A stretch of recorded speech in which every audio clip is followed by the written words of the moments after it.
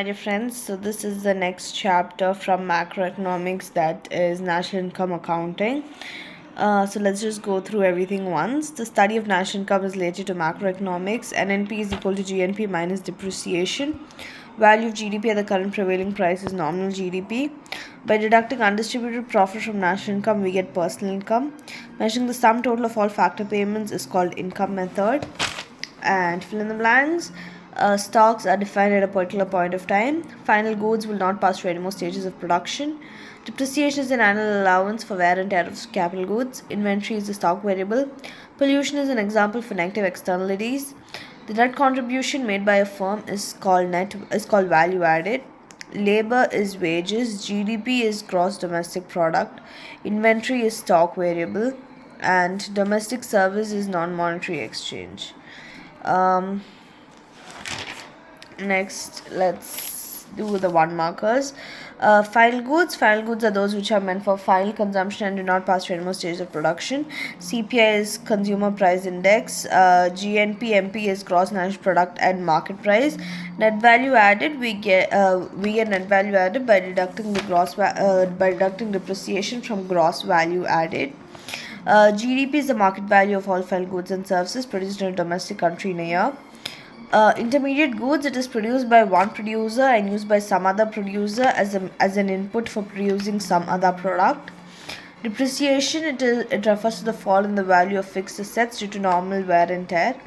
Personal disposable income, we get personal disposable income by deducting personal tax payments and non-tax payments from personal income. So equation of GVA at market price is GVA at basic price plus net product taxes. GDP deflator is the ratio of nominal GDP to the real GDP. That is, GDP deflator is equal to GDP by GDP. What are the four factors of production? Mention the rewards: land, labor, capital, organization. The rewards of land is rent, labor, wages, capital, interest, organization's profit. Stock and flow differentiation. Stock is the quantity of economic variable measured at a particular point. Flow is measured over a period of time. It is static in nature and it is dynamic concept. Next is the difference between consumer goods and capital goods. Consumer goods are used by consumers to satisfy their wants. Capital goods are used by producers to produce some other goods. Consumer goods are less durable and capital goods are more durable. Three methods of measuring GDP: product or value added method, expenditure method, and income method. Externalities, it refers to the benefit or harm caused by an individual or firm to another individual or firm for which they are not paid and penalized. There are two types: positive and negative. Next is the difference between nominal and real GDP. Normal GDP is the value of GDP at the current prevailing price, and real GDP is the value of GDP at the base year's price. Normal GDP is not reliable. Real GDP is reliable. It does not give real picture of the economic development, but a real GDP gives the real picture of the economic development. Next, we move on to the four markers. So, concept of final goods, I'll just explain it in short. So, final goods are those which are meant for final consumption. It do not pass through any more stages of production. They are called final goods because they undergo transformation by the action of the ultimate purchaser. For example, if you take the tea leaves that is there in our kitchen, it is not consumed in that form. It is transformed into drinkable tea and then it is consumed. But cooking at home is not considered as an economic activity, even though the product undergoes transformation. But if the same cooking is done in the hotel, where the cooked food is sold to the consumers, then the item is not considered as final goods. It will be only counted as inputs to which economic value addition takes place. So it's not the nature of goods, but it is the economic nature of a usage that a good becomes a final good. Okay. So the next question is circular flow of income. It refers to the process where national income and expenditure of an economy flows continuously in a circular manner between different sectors. Okay. So the assumptions: existence of two sectors, that is households and firms. Households are the owners of factors of production. Households receive income by selling factor services, and there are no savings, hence it is a closed economy system. So if you see this diagram, this is a circular flow of income. Okay. Okay, so this is the circular flow where national income and expenditure flows continuously in this circular motion through different sectors of an economy. So in the above chart, household sector supplies factors such as land, labor, capital, organization, and firms make factor payments such as rent, wages, interest, and profit. And the firms produce and supply goods and services to households, and households spend their income on buying goods and services produced by a firm. And the value of expenditure must be equal to the value of goods, and this is clearly shown in the circular flow of income. Next is externalities. So externalities, it refers to the benefit or harm caused by an individual or firm to another individual or firm for which they are not paid or penalized. So there are two types, that is positive and negative. So in this, let's just take an example. If there is a chemical fertilizer industry which produces fertilizers required for agriculture. So if we talk about the positive externalities, it provides a lot of job opportunities to people, and the output is used to count the GDP of an economy. So these are the positive externalities. But if you look at the negative externalities, it is, it pollutes the nearby rivers and cause harm to people who use the water from the river, and the health of the people may be affected. And pollution may also kill the fishes and other organisms living in the rivers. So, and even the fishermen of the river may lose their livelihood. So these are the negative externalities. Okay. So this is about externalities. You write all these points. You give a proper introduction and a body and a conclusion. You get your 4 marks. So these are the 4 marker questions. There are 2 more left, so let's look at them. Unplanned accumulation, decumulation, and planned accumulation and decumulation.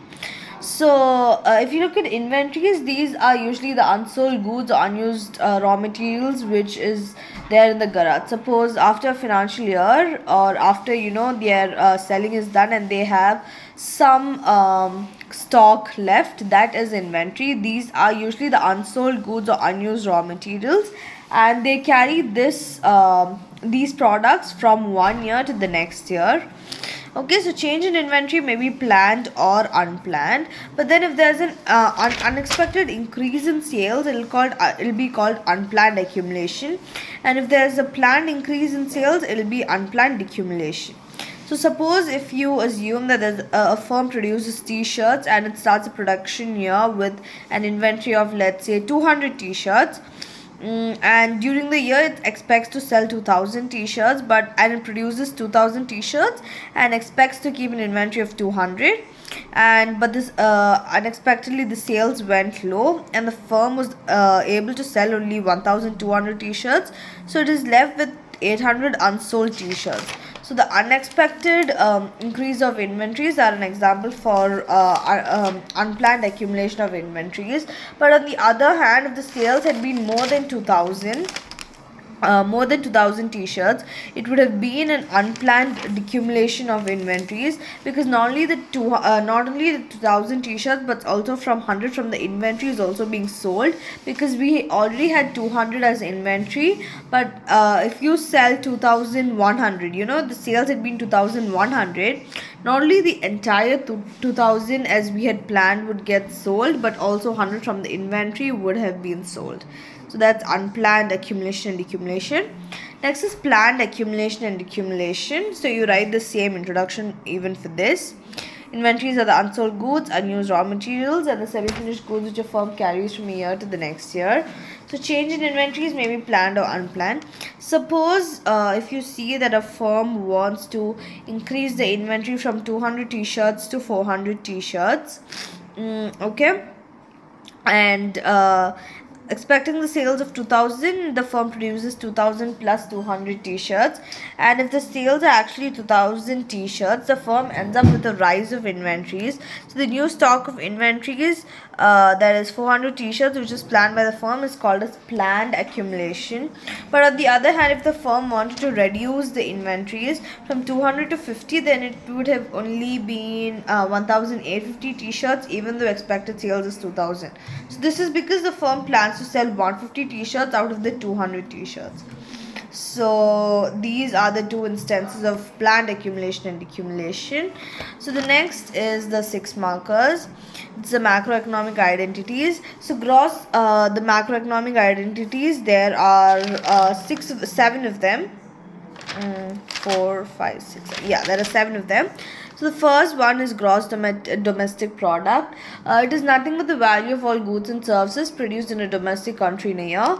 They do not consider the value of goods and services which are produced by non-resident Indians working in foreign countries, but they consider the same if they are working in India.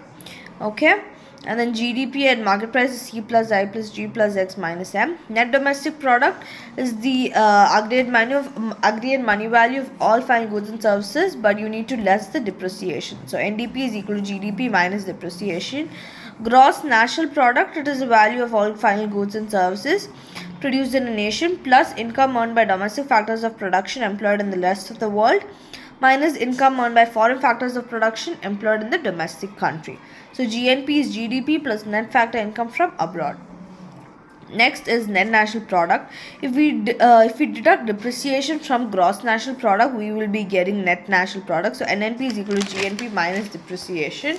Next is net national product at factor cost. So this is the sum of income earned by all factors of production in the form of wages, rent, interest, and profit belonging to a country. So personal income, it is the part of national income which is received by households. So personal income is equal to NI minus undistributed profits minus interest payment more made by the households minus corporate tax plus transfer of payments to the households from government and firms. Personal disposable income, if we deduct personal tax payments and non-tax payments from personal income, we get personal disposable income. So PDI is equal to PI minus personal tax payments minus non-tax payments. Okay. Next is the expenditure method of measuring GDP. So expenditure method is the alternative way of calculating the GDP by looking at the demand side of the products. In this method, we add the final expenditure that each firm makes, and then you find the find expenditure is that find expenditure if that part of expenditure which is undertaken not for intermediate purposes, and if the baker buys 50 rupees of wheat from the farmer, it is considered as intermediate good, and the final expenditure received by the baker is rupees 200. Then the aggregate value of the output of the economy will be 200 plus 50, that will be 250. So just assume that the firm that any firm I makes the final expenditure. So final consumption expenditure on the goods and services by households is denoted as CI. Final investment expenditure incurred by the firms on capital goods is denoted as I. So here expenditure on intermediate goods is not included in the evaluation of GDP. Expenditure on investments is included, and this is the reason that investment goods remain with the firm, whereas intermediate goods are consumed in the process of production. So the expenditure that the government makes on final goods and services produced by the firm is denoted as GI, and the export revenues that firm I earns by selling its goods and services abroad is denoted as XI. So now the total final consumption, investment, government, and now export expenditure received by the firm I. So now GDP according to the expenditure method is expressed as this formula. Okay, GDI is equal to summation, GDP is equal to summation NI into I. RVI is equal to C plus I plus G plus X minus M. Okay, so RVI is the sum of final consumption, I is investment, government is G, exports is X, M is imports received by all the firms in the economy. Okay, so next one is a numerical example to show that all three methods of estimating GDP gives us the same answer. So three methods of measuring GDP is product or value added method, expenditure method, and income method. It gives us the same answer. Just imagine that there are two firms, that is X and Y, and X used no raw material in producing cotton worth rupees 50 and sells its cotton to a firm Y who uses it to produce cloth, and they sell it to the consumer for rupees 200. So GDP in the phase of product or value added method, value added is equal to sales minus intermediate consumption. So if you see this table, VAX is equal to 50 minus 0, that is 50, and VAY is equal to 200 minus 50, that is 150. So GDP is equal to VAX plus VAY, that is nothing but 50 plus 150, that is 200. So in the phase of expenditure method, GDP is the sum of final expenditure on goods and services for end use. In the above case, final expenditure is expenditure by consumers on cloth, that is 200. Next is GDP in the phase of income method. Now in this table, GDP is obtained by adding factor payments. So just imagine that firm X from rupees 50 they keep 30 as wages and remaining 20 as profits.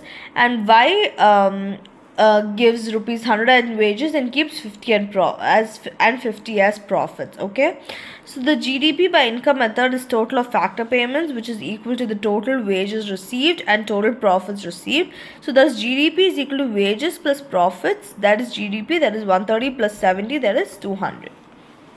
So this is the last question, that is some of the limitations of using GDP as an index welfare of the country. So first you write what is the definition of GDP. It is the sum of all final goods and services produced in a domestic country in a particular year. Higher level of GDP is the index of greater well-being of the people, but then there are certain limitations of considering GDP as an index welfare of the country. So you can remember it as DNEM. First is distribution of GDP. So generally the rise in GDP will not represent increase in welfare of the country. If the GDP is rising, then if the GDP is rising, then the welfare may not rise as a consequence, because the rise in GDP may be concentrated only on a few areas, and the other areas might be facing a loss. So in such a situation, you cannot tell that the economic welfare of the entire country is improving. Next is non-monetary exchanges. So some of the activities are not evaluated in terms of money. Activities which are not evaluated in terms of money is called barter system. So because money is not used here, these exchanges are not registered as a part of an economic activity. And in India, because in many remote areas, these kind of exchanges still prevail and they're not counted in GDP. Next is externalities. It refers to the benefits or harm caused by an individual or firm to another individual or firm for which where they are not paid or penalized. So they do not have a specific market where they can be bought and sold, but the cost or benefit of an externality cannot be measured in terms of money. Okay, and if the pleasure that one gets from neighbor's garden is an external benefit and the external cause is environmental pollution, so both are excluded from the national income estimates. Next is manner of production.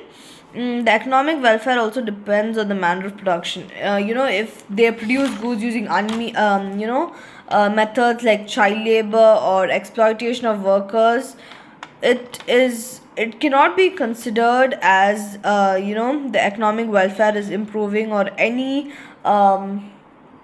sort of improvement in the economic welfare. So these are some of the limitations of using GDP as an index welfare of the country. So out of these in this chapter, I guess out of the 4 markers, which one? Externalities, circular flow of income, and final goods is important. And for the 6 markers, the macroeconomic identities and the limitations, and a numerical example to show that all 3 methods of estimating GDP gives us the same answer. So these are the important questions that I feel, and that's what our lecturers told us. So if you have any doubts, please go down the comment box so that I can help you all with your doubts. And I'll be seeing you all with the next chapter tomorrow. Bye bye.